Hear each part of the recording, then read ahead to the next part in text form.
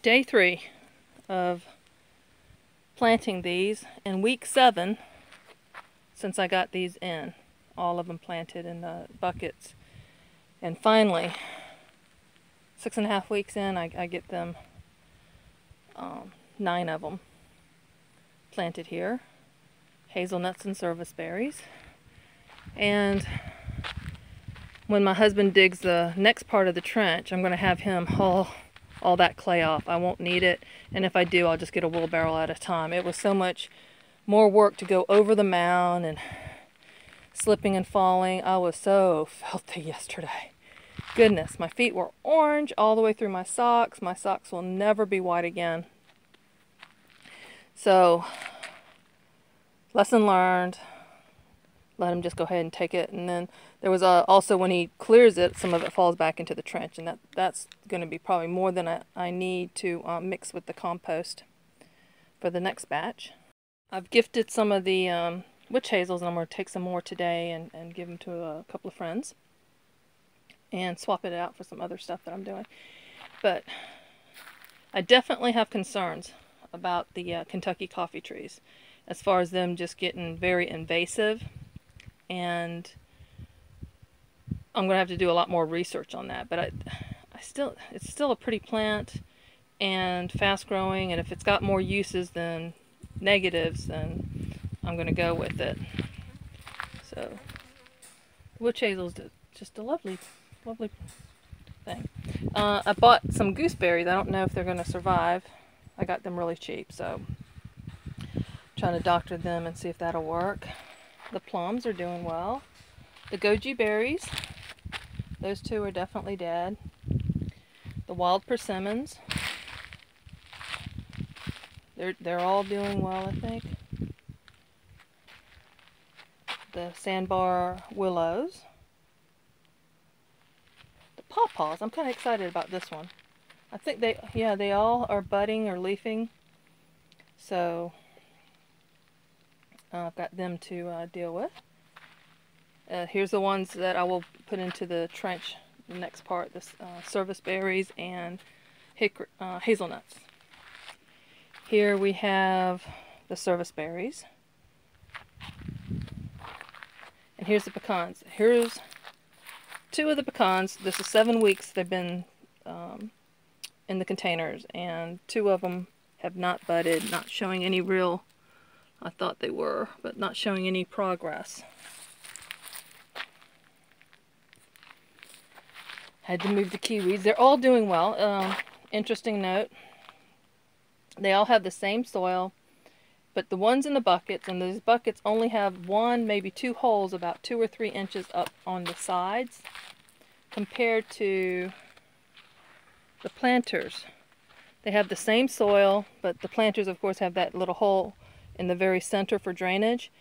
I think, see, this one was struggling, but we've had some 90-degree days, and it's I don't have time to deal with that right now. But if I use these pots, and I've got some more that's not used, I think I will cover that hole in the bottom, duct tape it or something, and then drill a hole up to make them like these buckets.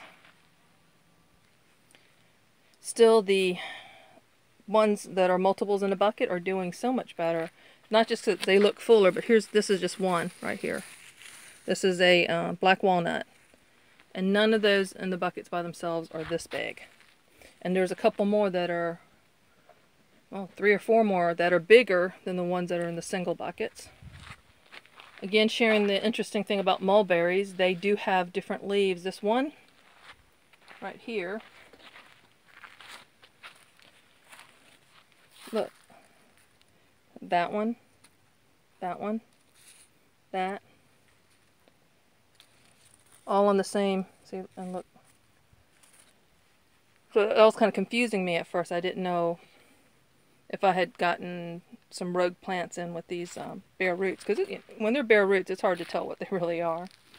And the that's the mulberry, elderberries here. 2 of them, like this one in particular, like this looks like a lettuce leaf practically. And now it's starting to have leaves like the other mulberries. And the other one, I pulled the dead one out. So I lost one in here. And the pecans, but everything else is flourishing. But see, this one started to do the weird leaf thing, and then these popped out. So I thought that was interesting. And of course the hazelnuts look a little thinner. I've come in here and cleaned off some of the ones that were growing on the bottom, but these are growing out from the soil, so I need to come and cut them. And the figs and chestnuts. Maybe I've lost another one. But the 90-degree days, I was out here watering them more than once. So,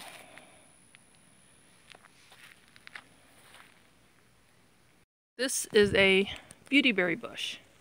And I've come in here and tried to clean it up some. But I've got some volunteers. I'm going to dig up and try to, one I'm giving away. I'm pretty sure that's another beautyberry in there. Maybe. I'll take that one for, I know that one definitely is. But it does have edible berries. And it's kind of neat how it grows. Look up some pictures of beautyberries. And the berries grow in little clusters on the branch and between the leaves, where the leaves come out. So, and we had some, not much, maybe a little handful last year. But I'm going to try to work with this tree, this bush, and hopefully help it out some. It's growing here on this rock pile. I try to trim some of this off that's definitely dead. But it's a neat plant. The leaves can be used as a mosquito repellent, and I definitely need that. I am so bit up. Like I said, any standing water, mosquitoes within 24 hours, has larvae in there, and it doesn't take them that much longer to hatch. Oh, I can see on that limb where the berries were last year. So, week 7 of my tree farm adventure. Thanks for watching.